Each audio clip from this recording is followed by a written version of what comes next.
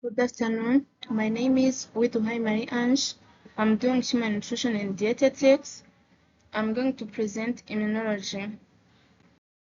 Let us start on how malnutrition affects immune function.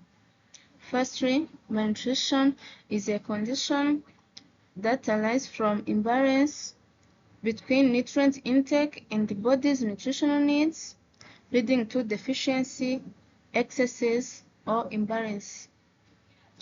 Malnutrition weakens physical barriers like the skin and mucous membranes. These physical barriers are responsible for preventing pathogens from entering the body. So malnutrition will compromise these physical barriers, which will cause body to be more susceptible to pathogens. Malnutrition also reduces number of neutrophils and macrophages. Neutrophils and macrophages are cells that are responsible for destroying and engulfing pathogens. So malnutrition will reduce their number, and this will hinder body's ability to clear infections. Malnutrition can impair production of antibodies, and which are essential for neutralizing pathogens. So when the antibodies production is impaired, it means body is more susceptible to infections. Overnutrition, especially excess calorie intake, can lead to insulin resistance. Insulin resistance can alter T cells function and impair ability of immune cells to phagocytose pathogens. Malnutrition also weakens immune response. It means malnutrition makes individuals more susceptible to infections like urinary tract infections, respiratory infections, and viral infections like influenza.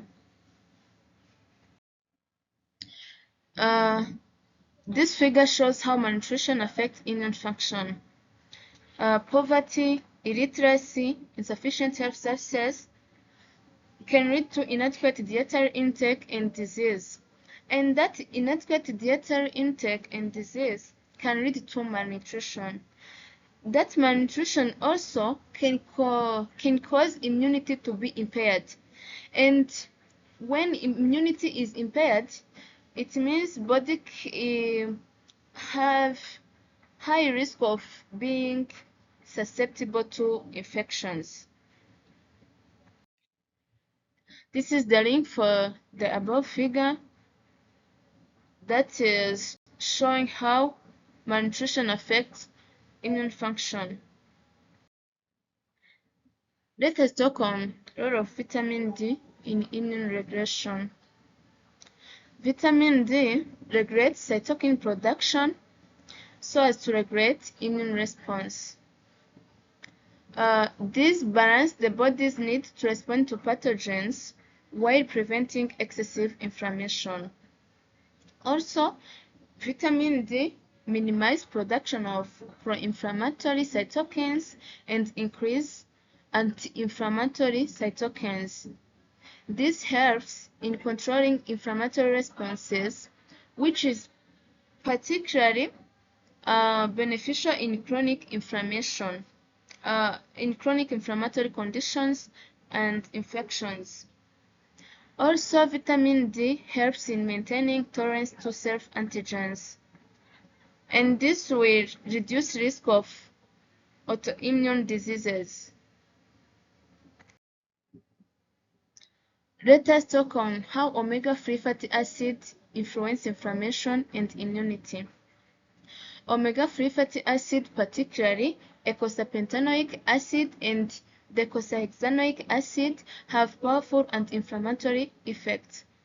It means they decrease production of molecules that contribute to inflammation, like prostaglandins and leukotrienes, and also decrease inflammatory genes expression.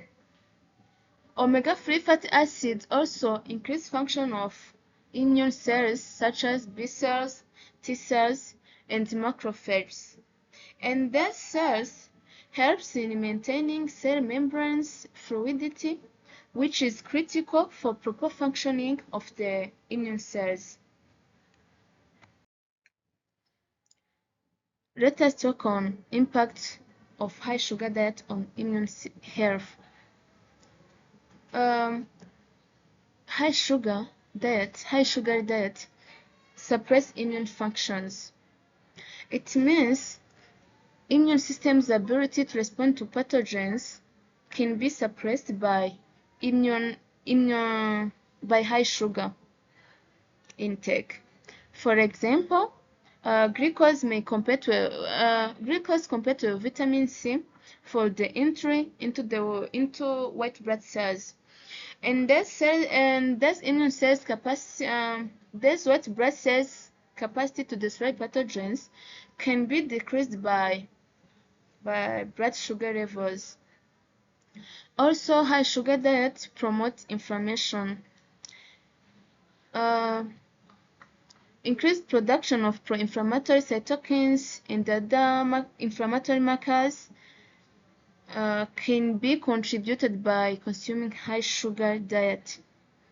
This can result in chronic inflammation, which is linked to different health problems like cardiovascular diseases and diabetes. Let us move on. How do probiotics support immune function? Firstly, probiotics are beneficial bacteria found in the gut. So they moderate immune cells such as dendritic cells, macrophages, B and T lymphocytes. They also stimulate immune modulating compounds and cytokine production, where they moderate immune system by stimulating cytokines and the other immune modulating compounds to production. Also, they enhance barrier function of the gut lining, thus helps in preventing pathogens from entering bloodstream and triggering immune responses. It also promotes gut health. As I said above, probiotics are beneficial bacteria found in the gut.